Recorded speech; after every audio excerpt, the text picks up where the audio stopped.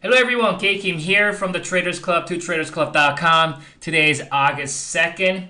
Kind of a late night here, and I was just kind of, browsing through stocks and things. And I don't know about you guys, but it's very soothing for me. That's kind of what I do sometimes when I'm bored at night. Obviously, during the day, it's more like a business. I'm taking care of business, kind of looking around stocks and see what's going on in the indices and some our positions and things like that. And tonight I was just kind of browsing through and looking around, and I was looking at Tesla here, and I know earnings coming up tomorrow night after market close. So I just want to give you a quick thought on kind of how to prepare yourself for earnings on its reaction, right? So obviously we're gonna do things in technical perspective. I do not know how the earnings is gonna be. I do not know how the market is gonna react. I do not know it's gonna be positive or negative. I don't think anybody does. And so, but what we can do is this: we can understand certain levels on Tesla, and we can able to prepare ourselves to react to that reaction from tomorrow upon earnings. So looking at Tesla here, obviously looking at daily chart, meaning each candle represents one day.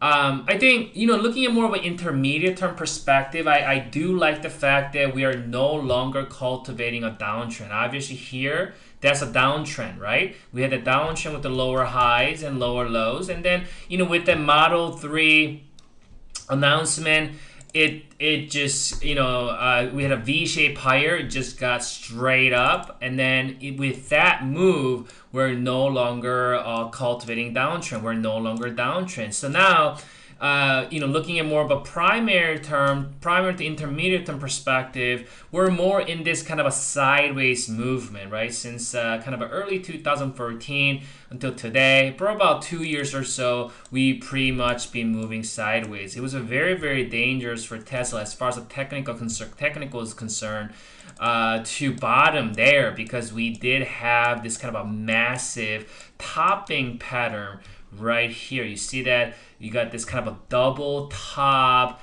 kind of in this like a ugly head and shoulder type of this monster, right? We got the like a left shoulder there, right shoulder there, two heads, right? This monstrous topping pattern that has been cultivating from the bears, from the sellers for like good year and a half. And so once we got below this kind of a very, very important support level, it was kind of a very dire situation in this vicinity as far as the technical is concerned, and we had the resistance level. So I think once we clear above the resistance, and then buyers were able to stay and printed this price action at about 266, I think at that point, Tesla was able to really dodge the bullet there for getting into a possible crash situation, or at least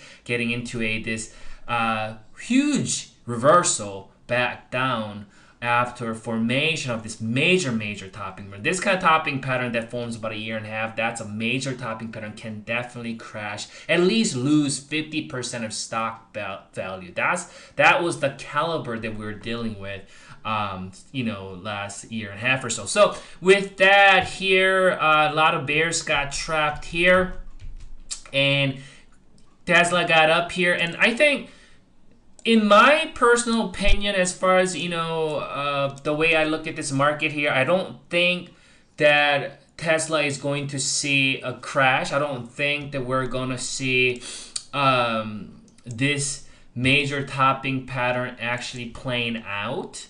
I think regardless of what happens tomorrow at earnings, there are certain levels that we need to hold. So at this point, I would have to say that anywhere above 235.14 will be bullish for the next target to about 255 or 266. Anywhere below 190.26 will be bearish for potentially going back down to 142.62. But here's the thing. if we do gap back below 190.26 and the price action start coming down here at 142.62, I think that dire situation that I just talked about for Tesla, that major primary term topping pattern, that could still play out if the price action starts to gap back below 190, and then if it gets below 140. This will be anywhere below 140, 142 will be a level of panic.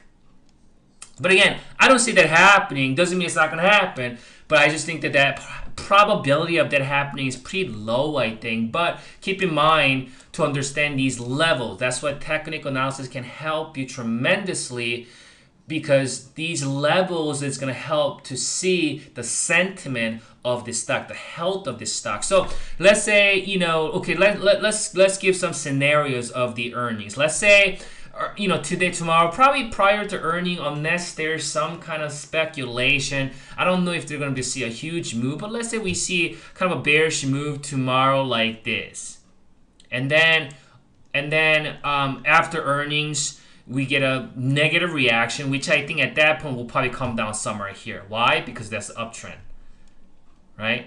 So we're probably gonna open somewhere about here at 205, and then it's gonna really zigzag around, maybe even fill this gap all day long and see who's gonna win, right?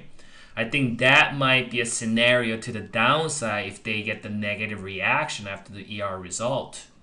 However, let's say if this thing fizzles around a little bit and just kind of hang around above that 50 MA there, you can see we did see a hammer candle though, right on that 50 MA. 50 MA has been pretty strong level of pivot last month or so. You can see that it acted as resistance here, resistance there, we tanked there, and then it kind of flipped back and started acting as support 3 times. So it has a pretty, you know, what do you say, strong resume last few months. So that's I think that's why the buyers came in as soon as hit that 50 MA.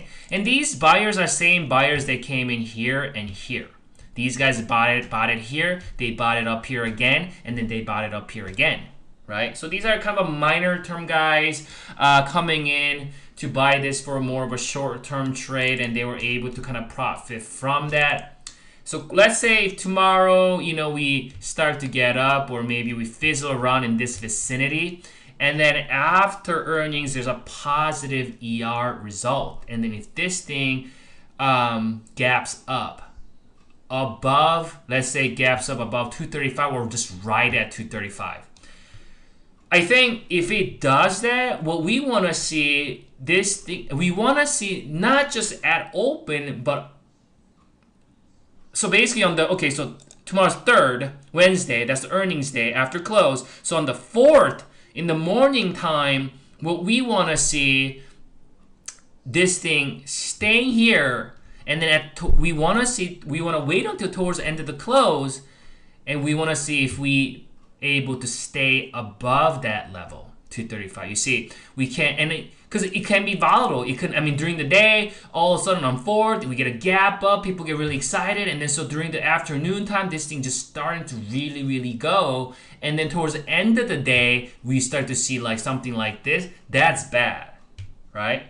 You see that shooting star candle, very similar to this, and that could potentially bring it back down to here. And that's not so bad, actually. If it does bring it back down, we actually got inverted head and shoulders. So those are some of the things that you could expect tomorrow here after earnings. And so I'll be watching this. Overall, I still think that Tesla's bullish, more looking at more of an intermediate to primary term.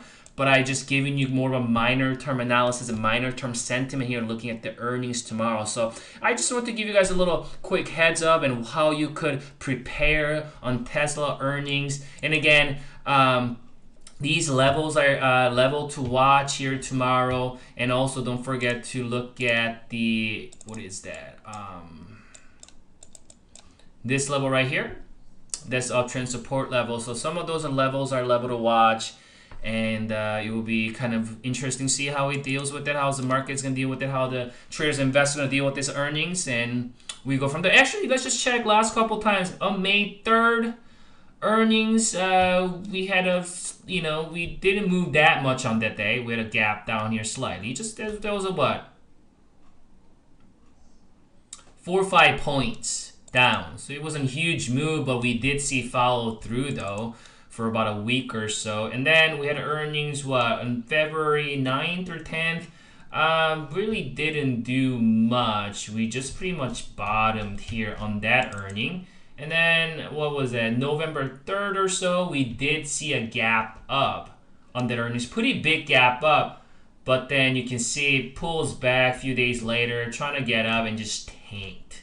So you can see you can learn from this. Just because an earnings gap was great doesn't mean the whole thing is ready to just skyrocket, right? So you really have to look at a big picture perspective. You see that earnings was pretty good in November. We had a positive reaction, but we are dealing with this double top situation. We were dealing with this resistance here with the lower highs. So we did have an earnings gap there, and everybody they were really excited for the day, and then the reality sets in, and then there's fear coming in, but then I think the earning was good, so it's still gonna go up, and then we hit that resistance, tanked. That's why you have to respect these technical levels. You see, you cannot just trade off of fundamentals. Just because it has good earnings or a positive result after earnings doesn't mean it's a buy. You have to look at a big picture. That's the reason why I have given you the big picture before we got into analysis, right? So I think, again, levels to watch here, 235, 266, 190, 26. I've given you possible potential scenarios, so watch out for those, and hopefully this video will help you to guide in Tesla trade after the earnings and see. And it will be interesting to see how it plays out. Again,